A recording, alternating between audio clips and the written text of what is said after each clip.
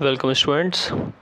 History of economic thought में आज हम बात करेंगे economic ideas of Friedrich von Wieser. Friedrich von Wieser के द्वारा जो इकोनॉमिक आइडियाज़ दिए गए ऑस्ट्रियन इकोनॉमिस्ट, उनके द्वारा आज हम इकोनॉमिक आइडियाज़ जो दिए गए हैं उनकी डिस्कशन करेंगे। सबसे पहले इन्होंने अपनी जो इकोनॉमिक आइडिया है उसमें फर्स्ट पॉइंट इन्होंने बताया मेथड ऑफ स्टडी। इन्होंने मेथड जो किसी भी चीज़ की, जैसे हम इकोनॉमिक प्रॉब्लम्स का या फिर इकोनॉमी आइडियाज़ का या फिर इकोनॉमिक एस्पेक्ट्स का जब भी हम स्टडी करें तो इसमें इन्होंने अपने मेथड को अंदर सबसे इम्पोर्टेंट किसको दिया है, साइंटिफिक मेथड को इम्पोर्टेंस दी। इन्होंने साइंटिफिक मेथड को ज़्यादा इम्पोर्टेंस दी है। तो वाइजर ने क्या अडॉप्ट करा है, वाइजर ने साइंटिफिक जो मेथड है उसको यहाँ पे इम्पोर्टेंस दी है अपनी थ्योरी के अंदर कि किसी भी इकोनॉमिक एस्पेक्ट की स्टडी साइंटिफिक होनी चाहिए। इन्होंने जो मेंजर के द्वारा दी गई थी मेथड उनको भी फॉलो करा है, बट इनके जो थॉट है और मेंजर के थॉट है और अदर इकोनॉमिक्स के थॉट है उसमें इन्होंने ये बताया कि जो मेंजर जो थे उन्होंने अपने मेथड ऑफ स्टडी में टाइम को बहुत वेस्ट करा था और एनर्जी भी उनके वेस्ट हुई थी किसी भी प्रॉब्लम को सॉल्यूशन करने में। तो इन्होंने कहा है कि अगर हम किसी भी मेथड का यूज़ करें तो वो साइंटिफिक होगा, तो उससे क्या होगा, fact and figure properly determine हो पाएगा, कॉज एंड इफेक्ट रिलेशनशिप बनेगा और एक तरीके से बेसिकली कंट्रोवर्सी नहीं होगी क्योंकि वो यूनिवर्सल वैलिडिटी को लेकर चलता है। तो बेसिकली इनके द्वारा कहा गया है कि मेथड ऑफ स्टडी कैसा होना चाहिए, एक साइंटिफिक मेथड होना चाहिए जिससे इकोनॉमिक प्रॉब्लम इजीली सॉल्व हो सके। तो इन्होंने अपने थॉट के अंदर साइंटिफिक आइडिया को इम्पोर्टेंस दी है, साइंटिफिक मेथड को इम्पोर्टेंस दी है क्योंकि इनके जो आइडिया है इन्होंने मेंजर को भी फॉलो करा था मेथड के अंदर एब्स्ट्रैक्शन यूज़ करने में, लेकिन यहाँ पे इनकी कंट्रोवर्सी मेंजर और शोमोलर से यहाँ पे मैथडोलॉजिकल पे हुई है। मैथडोलॉजिकल यानी कि किसी भी स्टडी के अंदर मेथड कैसे अडॉप्ट करा जाए, तो वहाँ पे इनकी कंट्रोवर्सी होती है। तो जब मेंजर और शोमोलर की बात करें तो ये साइंटिफिक मेथड को यूज़ करने में फेमस नहीं थे, तो इन्होंने वाइजर ने साइंटिफिक मेथड को बाद में इम्पोर्टेंस दी थी, तो इनके बीच में कुछ मेथडोलॉजिकल कंट्रोवर्सी यहाँ पे आती है। तो इन्होंने साइंटिफिक मेथड के साथ साथ साइंटिफिक मेथड की इम्पोर्टेंस के ऊपर भी ध्यान देने के लिए बताया है। Wieser adopted the same method of abstraction followed by the Menger, but he questioned the methodological controversy between Menger and Shomolor. He came to the conclusion that Menger had wasted his time and energy over this problem. तो इस चीज़ के ऊपर इन्होंने बताया है कि मेंजर ने scientific method ना यूज़ करके अपनी टाइम और एनर्जी को वेस्ट करा है किसी भी प्रॉब्लम के ऊपर।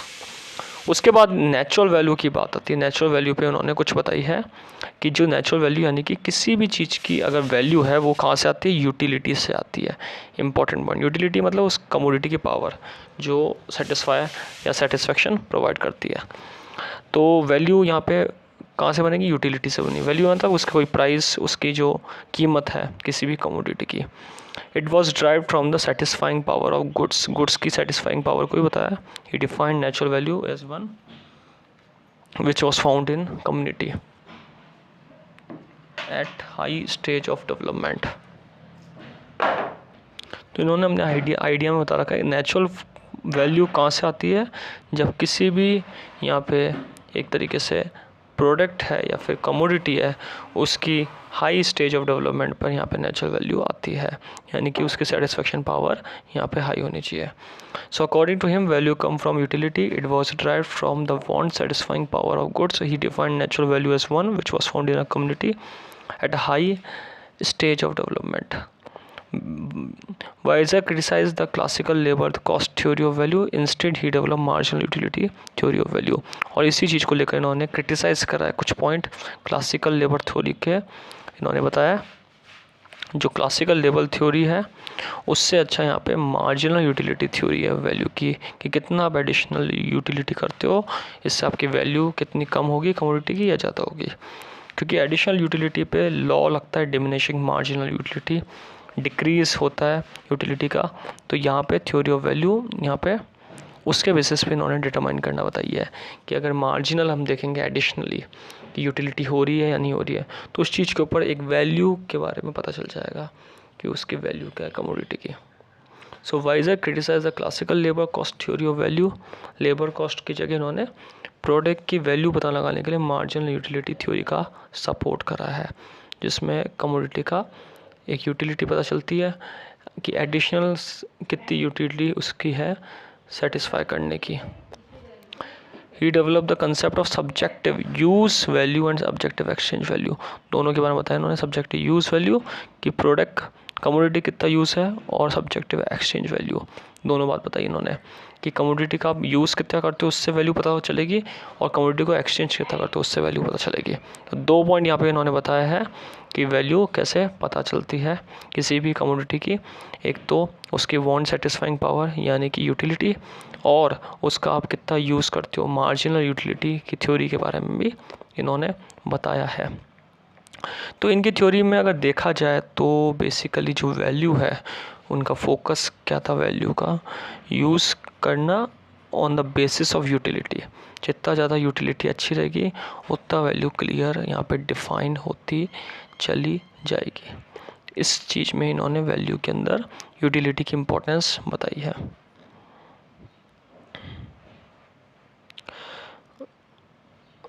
उसके बाद अगर देखा जाए third point, law of imputation of value. इस लॉ को इन्होंने फ्रेडरिक वॉन वीजर ने डिफाइन करा है। According to law value was imputed to the different factors of production under different conditions of demand, supply and quality. Simple सा law है। इन्होंने क्या बताया कि जो भी वैल्यू इम्प्यूट करी जाए, वैल्यू चार्ज करी जाए, इम्प्यूट यानी चार्ज, जो भी वैल्यू चार्ज करी जाए, इम्प्यूट यानी कि चार्ज, तो जो भी वैल्यू चार्ज करी जाए वो बेसिकली डिमांड, एक तो अलग अलग फैक्टर्स ऑफ प्रोडक्शन पे चार्ज की जाए, और कैसे किस बेसिस पे चार्ज करी जाएगी उसकी डिमांड पे, कि जैसे जिसकी डिमांड हाई है तो उसकी यहाँ पे प्राइस हाई कर दी जाए जिससे उसकी डिमांड कम हो जाए, डिमांड लो है तो प्राइस हाई कर दी जाए जिससे उसकी डिमांड बढ़ जाए, सप्लाई को देखकर क्वालिटी को देखकर, 3 चीज़ों पे यहाँ पे वैल्यू इम्प्यूट होगी फैक्टर्स ऑफ प्रोडक्शन पे ऊपर। एक तो डिमांड को देख के उस फैक्टर्स ऑफ प्रोडक्शन की, सप्लाई को देखकर उस फैक्टर्स ऑफ प्रोडक्शन की, और क्वालिटी को देखकर। अगर इन 3 चीज़ों पे अगर देखकर फैक्टर ऑफ प्रोडक्शन पे वैल्यू इम्प्यूट करी जाए तो यहाँ पे इसको law of imputation of value कहते हैं, जो फ्रेडरिक वॉन वीजर ने डेवलप करा है। तो इनके द्वारा माना गया है कि वैल्यू जो चार्ज होगी वो फैक्टर ऑफ प्रोडक्शन के ऊपर डिमांड के बेसिस पे, सप्लाई के बेसिस पे, और फैक्टर प्रोडक्शन की क्वालिटी के बेसिस पे उसकी वैल्यू उसके ऊपर लगाई जाएगी और उसकी वैल्यू क्रिएट होगी। He emphasised that the fact that in case of production goods the imputation of value follow by the marginal law. इस पर भी इन्होंने मार्जिनल लॉ की बात करी है, जैसे हमने यूटिलिटी में समझा था, मार्जिनल लॉ वैल्यू के ऊपर समझा था, ऐसी इम्प्यूटेशन पे भी मार्जिनल लॉ लगा है। जितना ज़्यादा आप इंक्रीज़ करते जाएंगे एडिशनली वो लॉ एप्लीकेबल होगा, तो वो चीज़ इन्होंने बताई है। The smallest contribution was imputed every single quantity. धीरे धीरे जो भी क्वांटिटी है उस पे सब पे स्मॉल कॉन्ट्रीब्यूशन पे भी वैल्यू इम्प्यूट होगी। किसी भी प्रोडक्शन की आप जब बेसिकली देखा जाए तो किसी भी प्रोडक्शन के ऊपर, किसी फैक्टर के ऊपर, जैसे लैंड हो गया, लेबर हो गया, कैपिटल हो गया, आप इसकी स्मॉल कंट्रीब्यूशन, स्मॉल यूज़ भी करते हैं तो भी उससे उसकी वैल्यू पता चलेगी और उसके ऊपर वैल्यू लगाई जाएगी। The theory of imputation was really theory of distribution because it explain how the different factors of production were paid. अब डिस्ट्रीब्यूशन में क्या होता है, एग्जाम्पल दे रखा है डिस्ट्रीब्यूशन में, जैसे लैंड के ऊपर अगर देखा जाए, लैंड के ऊपर देखा जाए, एक बेसिकली लैंड पे देखा जाए तो रेंट दिया जाता है, और रेंट दिया जाता है। लेबर पे देखा जाए तो लेबर पे क्या दिया जाता है, लेबर को वेजेस दी जाती है। कैपिटल और टेक्नोलॉजी पे इंटरेस्ट दी जाती है। कैपिटल पे क्या दी जाती है, इंटरेस्ट, टेक्नोलॉजी पे भी इंटरेस्ट दी जाती है। कैपिटल और टेक्नोलॉजी पे क्या दिया जाता है, यहाँ पे इंटरेस्ट दिया जाता है और एंटरप्रेन्योर को प्रॉफिट दिया जाता है। तो ये फैक्टर्स ऑफ प्रोडक्शन है। इसमें इन्होंने क्या कहा है फैक्टर्स ऑफ प्रोडक्शन पे कि जो भी इम्प्यूटेशन है वो एक तरीके से डिस्ट्रीब्यूशन है। डिस्ट्रीब्यूशन का मतलब क्या होता है कि इन चीज़ों के ऊपर, लैंड के ऊपर इनको डिस्ट्रीब्यूट क्या करा है, रेंट ले, इनको वेजेस, कैपिटल पे इंटरेस्ट, मशीन पे इंटरेस्ट, तो ये क्या हो गया, इनको बांट दिया इनका जो भी कंट्रीब्यूशन था उसके बेसिस पे। इसी तरीके से इम्प्यूटेशन भी यही माना गया है कि एक वैल्यू है जो लैंड के ऊपर दी जा रही है, जो लेबर पे लोग को दी जा रही है और जो कैपिटल के रूप में दी जा रही है on the basis of rent, wages and interest. तो इन्होंने इम्प्यूटेशन को क्या माना है, डिस्ट्रीब्यूशन माना है।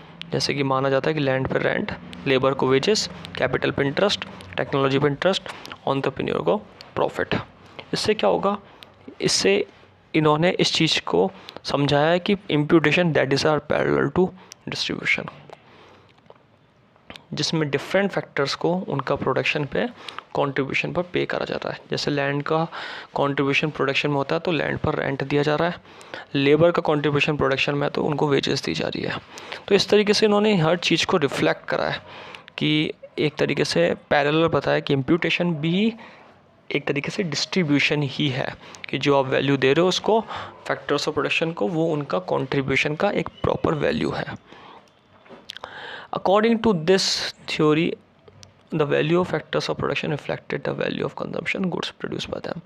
और अगर देखा जाए तो फैक्टर ऑफ प्रोडक्शन में जो वैल्यू है वही वैल्यू कंजम्पशन गुड्स पे लगती है, क्योंकि जितना आप इनको पे करोगे उसके हिसाब से कंजम्पशन के लिए कॉस्ट डिफाइन होगी, और जितना आप पे करने के बाद ज़्यादा पे करोगे तो ज़्यादा कॉस्ट होगी कंजम्पशन की, कम पे करोगे तो कंजम्पशन की कम कॉस्ट यहाँ पे लगेगी। तो इस चीज़ के ऊपर इन्होंने अपनी बात को यहाँ पे रखा है कि law of imputation of value क्या है कि फैक्टर ऑफ प्रोडक्शन पे वैल्यू देना जो उनके कंट्रीब्यूशन की आई है, और अकॉर्डिंग टू उनकी demand, supply and quality value define होगी। इसके बाद इन्होंने रेंट, वेजेस और इंटरेस्ट की बात करी है। सबसे पहले रेंट और वेजेस की बात करता है।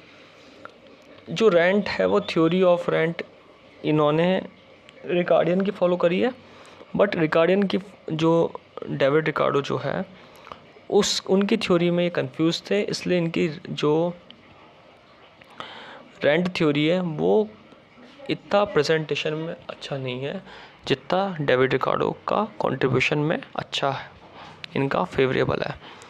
तो इन्होंने रिकार्डियन थ्योरी में कुछ एरर बताए हैं बेसिक, और वाइजर की प्रेजेंटेशन ऑफ रेंट थ्योरी ज़्यादा फेवरेबल नहीं है जितना डेविड रिकार्डो की थ्योरी फेवरेबल है। Wieser as presentation of the theory of rent was not praiseworthy, important ज़्यादा नहीं मानी गई है इनकी theory of rent because of his confused understanding of the Ricardian theory of rent. He pointed certain out basic errors in the theory. However, he was the one of the great writers to explain how the rent theory could be used to explain the return from other factor of production other than land.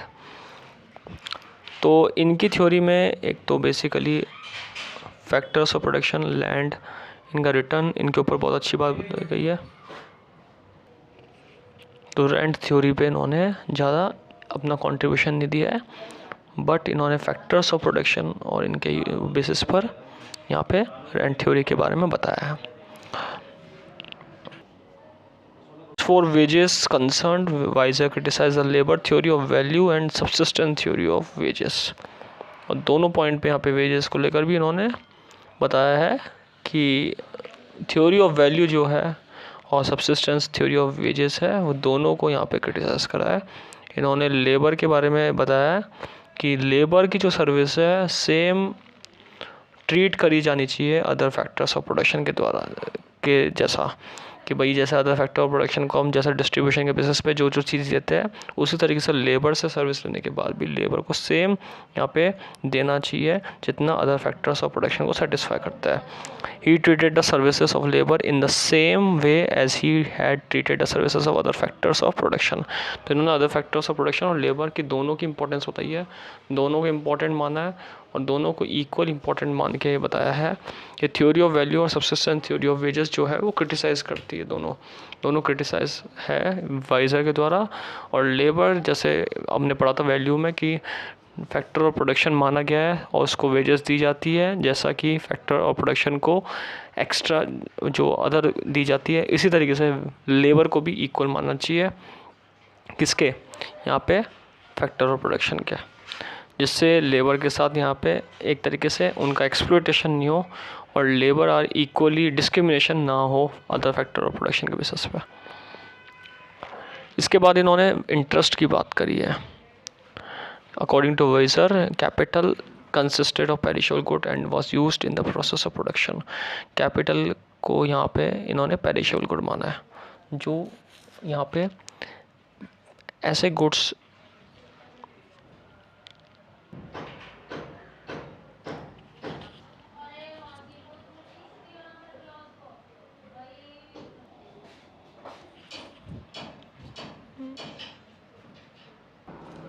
तो इनकी theory में अगर देखा जाए तो cost good की importance बताई है। कॉस्ट गुड्स को इन्होंने क्या बताया है? एक तो कॉमन बताया है, ज़्यादातर मिलने वाले हैं।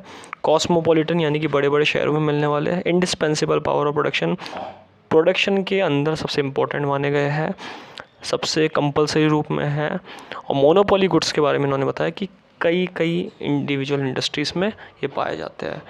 तो इन्होंने ये बताई है कि कॉस्ट गुड की हेल्प से ही अदर गुड्स यहाँ पे प्रोडक्शन में आते हैं, इसलिए कॉस्ट गुड का यूज़ करें जो इकोनॉमिकली पड़ता है। कॉस्ट गुड यानी कि ऐसे गुड्स जो सस्ते पाए जाते हैं।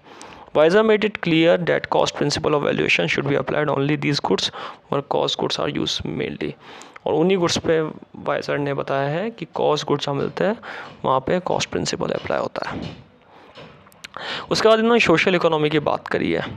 सोशल इकोनॉमी इनकी एक बुक है, थ्योरी ऑफ सोशल इकोनॉमिक्स। उसमें इन्होंने कुछ न्यू आइडियाज़ दिए हैं। इन्होंने प्योर इकोनॉमिक्स यानी कि कंप्लीट इकोनॉमिक्स को इंटीग्रेट कराया सोसाइटी की थ्योरी से, कि जो भी सोसाइटी के वेलफेयर है, सोसाइटी का डेवलपमेंट है, सोसाइटी का ग्रोथ है, वो अगर एक देखा जाए तो उन्होंने पूरी अर्थव्यवस्था से जोड़ा है कि जैसे जैसे सोसाइटी इंक्रीज़ होगी, एक ग्रो अप करेगी, डेवलपमेंट करेगी, उनका जो बैकवर्ड एरिया है वो अपवर्ड एरिया में जाएगा, इंडस्ट्रीज़ ओपन होगी, तो उस कारण सोशल इकोनॉमी भी तेज़ी से बढ़ेगा। तो इन्होंने सोसाइटी को एक इम्पॉर्टेंट एलिमेंट माना है कंट्री का, और वहाँ पे इन्होंने सोशल कन्फ्लिक्ट को भी पॉइंट आउट करा है। सोसाइटी के अंदर जो सोशल कन्फ्लिक्ट होता है, क्लासेस का डिस्ट्रीब्यूशन है, वो यहाँ पे ख़त्म होगा अगर सोसाइटी को हम एक सही वे से सही दिशा देंगे, उनको एक तरीके से इंटीग्रेट करेंगे अपनी इकोनॉमी के साथ, अपनी इकोनॉमिक्स के साथ जोड़ेंगे, रिच और पुअर में डिफरेंस कम होगा, इंडस्ट्रीज़ का सेटअप होगा, तो तेज़ी से यहाँ पे सोसाइटी का डेवलपमेंट भी होगा। In his book theory of social economics, Weiser gave some new ideas. He tried to integrate pure economics with the theory of society. He pointed out that in society there were often social conflict. छोटे छोटे conflict होते society के अंदर, तो इन्होंने इस चीज़ के ऊपर भी ध्यान दिया है कि जो एक क्लास का डोमिनेशन दूसरे क्लास के ऊपर जो हो रहा है, रिच का पुअर के ऊपर हो रहा है, इस कारण से सोशल कन्फ्लिक्ट हो रहा है। रिच और पुअर का डिफरेंस बढ़ रहा है, इस कारण सोशल कन्फ्लिक्ट हो रहा है। तो इस चीज़ के ऊपर इन्होंने ध्यान देने की बात करी है कि कन्फ्लिक्ट का जो रीज़न है वो यहाँ पे डिफरेंस है इनके ऊपर, तो इनको क्लास में बांट दी जाए। जैसे 3 types of goods, luxury good, intermediate goods और नॉर्मल गुड्स देखा जाए। नॉर्मल गुड यानी कि एवरीवन के द्वारा यूज़ करने वाला, लग्जरी गुड जो रिच के द्वारा यूज़ करा जाता है, और इंटरमीडिएट गुड्स जो बेसिकली किसी भी क्लास के द्वारा यूज़ करा जाता है। तो इन्होंने फर्स्ट गुड के डिटरमाइन करी marginal utility of the poor, कि जो नॉर्मल गुड्स है वो MU ऑफ द पुअर के ऊपर डिपेंड है। सेकंड गुड जो है वो रिच के MU के ऊपर डिपेंड है, और थर्ड गुड है वो मिडिल क्लास के MU के ऊपर डिपेंड है। कि मार्जिनल यूटिलिटी अगर पुअर की अच्छी रहेगी तो वहाँ पे नॉर्मल गुड भी अच्छा रहेगा, अच्छा मार्केट में इंक्रीज़ होगा, उनका कंजम्पशन इंक्रीज़ होगा। मार्जिनल यूटिलिटी अगर रिच की अच्छी रहेगी लग्जरी गुड पे तो रिच का कंजम्पशन अच्छा होगा, और मार्जिनल यूटिलिटी अगर इंटरमीडिएट गुड्स की अच्छी रहेगी तो मिडिल क्लास के लिए गुड्स वो अच्छा रहेगा और उस गुड्स का प्रॉपर यूज़ होगा। तो जो 3 तरह के गुड्स बताए इन्होंने, अगर इनका डिस्ट्रीब्यूशन सही तरीके से होगा तो सोशल कॉन्फ्लिक्ट ख़त्म होगा इनके अकॉर्डिंग, और मार्जिनल यूटिलिटी जो है वो भी अच्छी होगी, और डिफरेंस ख़त्म हो जाएगा रिच पुअर का, जो डिफरेंस क्रिएट हो रहा है इस चीज़ के ऊपर इन्होंने अपनी बात रखी है।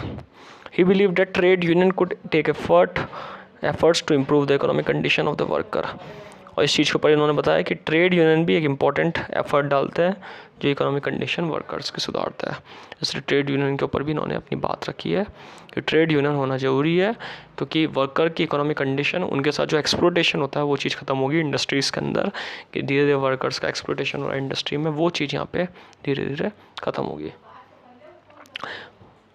Weiser suggested that a trade union should avoid industrial conflict and should deal with matters of collective bargaining and determination of wages.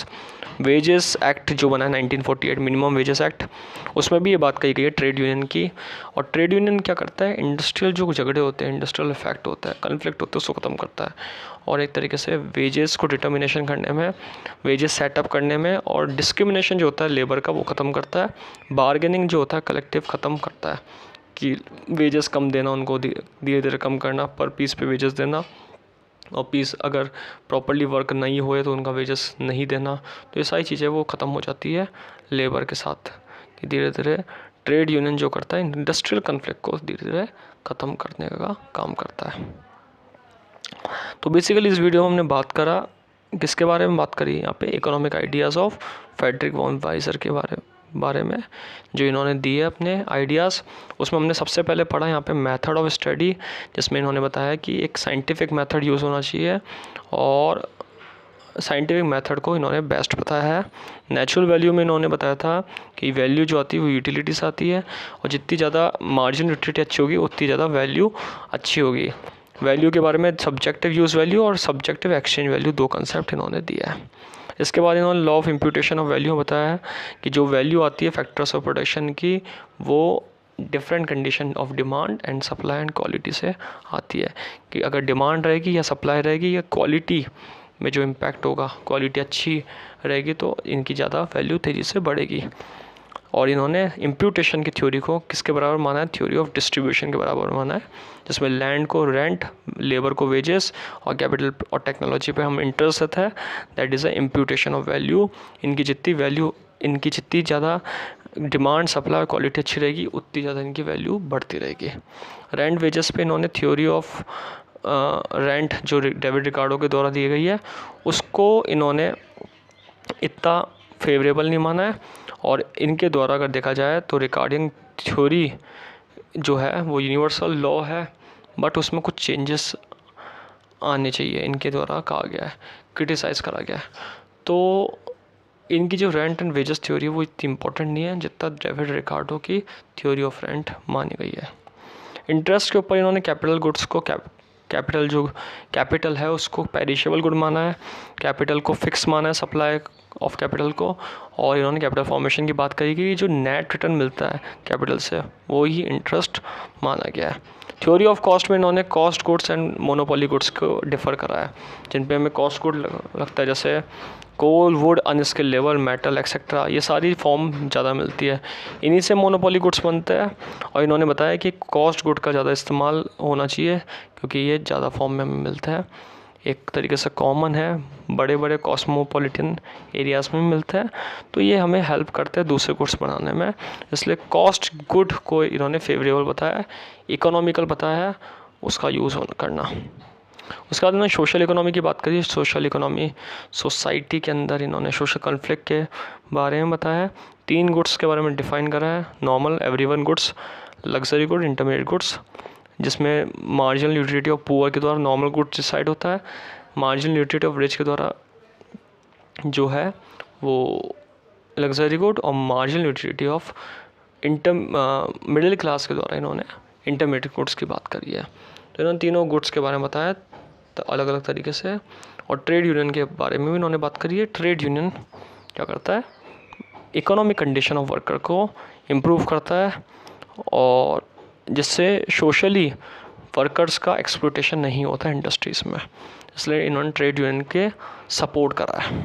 तो बेसिकली इनके बारे में हमने बात करी, अलग अलग थ्योरीज़ जो फ्रेडरिक वॉन वीज़र ने दी है, और इनकी थ्योरी जो है वो इकोनॉमी के अंदर अलग अलग इकोनॉमिक आइडियाज़ जो है क्लासिकल थ्योरी को इन्होंने सपोर्ट दिया है, इस चीज़ के बारे में इन्होंने बताया था। तो इस वीडियो में हमने बात करी history of economic thought, economic ideas of Friedrich von Wieser. Thank you.